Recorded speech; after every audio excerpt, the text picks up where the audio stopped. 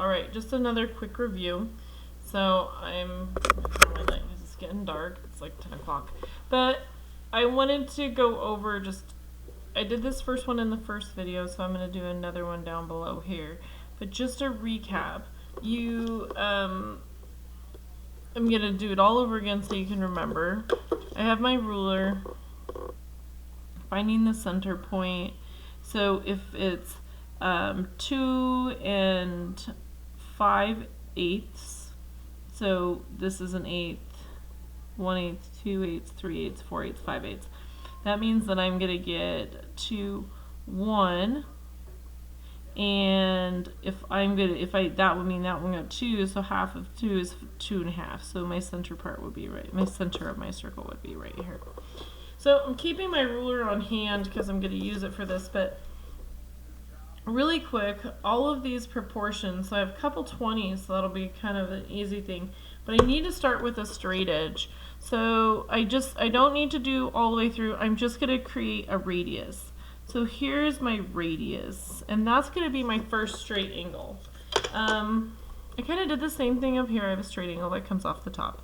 And I cut out this protractor that is in your forms in your first packet, so it looks like this. And I actually set another one of these in day one's packet. So if you happen to lose this or whatever, you can get an extra one out of one of your other packets. It's in there. You just have to cut it out. Alright, so over here I have my percentages of how much I have for each one, which is also, this is the percentages are the decimal form multiplied by 100. But we're going to take these percentages in the decimal form and we're going to multiply it by 360 to figure out what percent of, so the percent, sometimes the multiplication symbol you say of, 12% of 360 degrees is going to show us an angle. So I'm going to take my calculator on my phone, because that's what I got. And I'm going to take my calculator on my phone, and I'm going to take this, so the decimal is referring to this whole column. So I'm going to take 0.12, so 12 hundredths, and I'm going to multiply that by 360 degrees, which means I'm going to have an angle of 43. Now it says 0.2, but I'm going to round up or down. So I have 43, not percent. That is not right. 43 degrees. So I'm going to keep that. Next one, 18 times the 360 degrees that are in the circle. I'm going to have a 64, but remember I'm going to round up because this is an 8, so 65 degree angle for that one. And this one's 20, so I have two 20s. I actually only need to do it once. So 0.2 or 2/10 or 20 hundredths times 360 gets me to 72 degrees for my angle. And I'm going to just rewrite that one there, 72 degrees. And now I know that 6% and 14% is 20%. So that's only for in my head wondering about if I'm getting close. So that's 20%, 40, 60, 80, 90, and 100. So I do have 100%. So this should be pretty close. So next for this one, 0.06 or 600ths times 36. So I'm rounding up, that's 22 degrees for that angle. And then I have 0.14 or 14 hundredths times 360. So this one rounds down 50 degrees, not 50%, 50 degrees. So I'm going to take I'm going to zoom in on this one so everybody can kind of see. Maybe it'll help you with seeing my protractor. So now I'm going to start. I'm actually going to start with my, well, something's not right here. Did you guys see that? So this is what I'm wondering. Something happened here. Oh, I wrote 28 here and I wrote 18 here. So what I would have noticed if I actually added these up what happened is I started thinking this is 20 and it's 70. If I put 18 there, this should be 28. Sorry.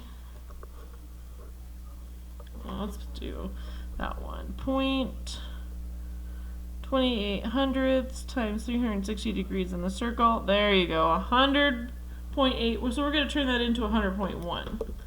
101. Glad I slowed down.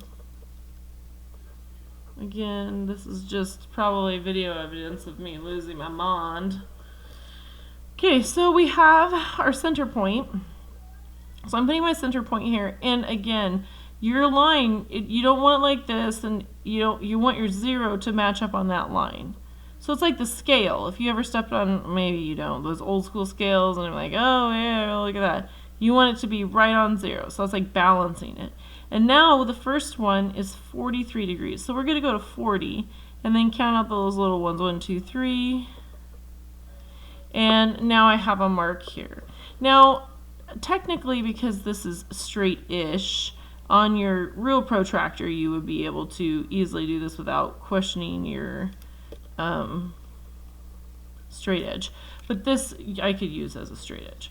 So this one I just need to label this. This is not 40%, this is 12%. It is a 43 degree angle. So this is a 43 degree angle. So that would be this part we're referring to right here. Next one, you're going to take 101. So I have my straight edge here, and this just gets a little tricky because if you remember, your center point goes there, and I need to make sure my zeros lined up with that line. And I'm looking for, there's 100 right here, but I need 101. So I'm just going over one mark. I make my mark on my circle, and now I'm going to make my radius connecting my straight angle to the edge. So this part right here, so this is the 43 degrees. This is the 101 degrees. This part that goes from there to there. That's the degree in which they're talking about. So then my next one, so I did this one, now I have 72 twice. So again, center point lines up, find the number 70, and go over 2 notches. Taking my straight edge, lining it up with the center of my circle, and the hash mark to show where, in fact, that's at. Again, now this right here, this is the angle that represents 72 degrees. But this space right here is the 20%. Brown. And now, or I could do yellow, it doesn't really matter. And I should have put this one as 28%. Orange.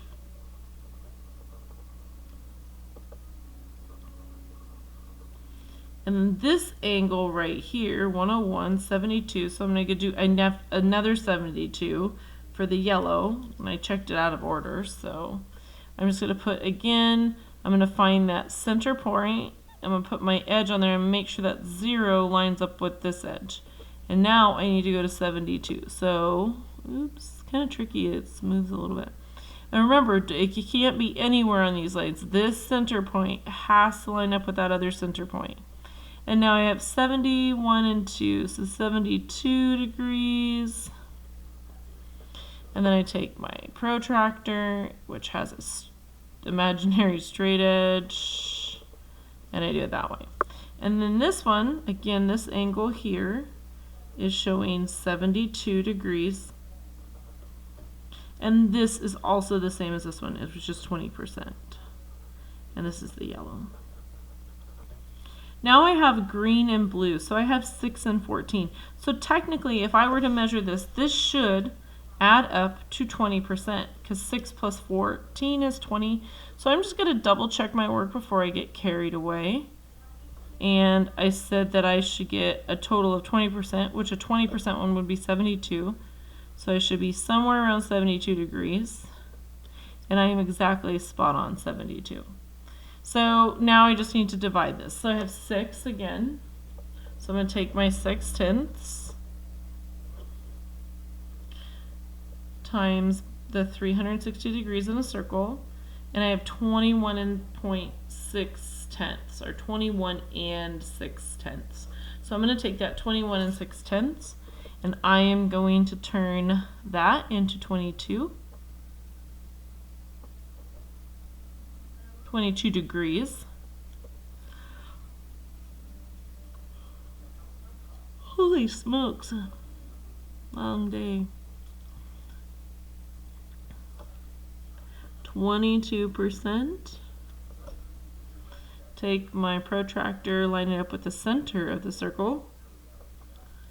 Make my line. We have 6% that are green. And I'm going to use an arrow on the outside with one of these little lines that shows green. I don't like it when people make the center part super busy. Even though you would probably argue I'm doing that right now. This is 22 degrees. So that's how big that space is. Now we have the last color, which is blue. So technically, as long as we measure this out, we don't really need to, we don't have to draw any lines. But we needed to get around 50% or a 50 degree mark, and we do. So it's pretty close. So we have 14% for the total, and then this one is 50 degrees. From here to here, it's 50 degrees. Okay, and the color was blue. Alright, so you've done one. I gave you an extra circle if you wanted to mess around with it, and maybe you can do that if you want. But hopefully this was helpful. I know it's a lot of information and a lot of work, but you guys got this.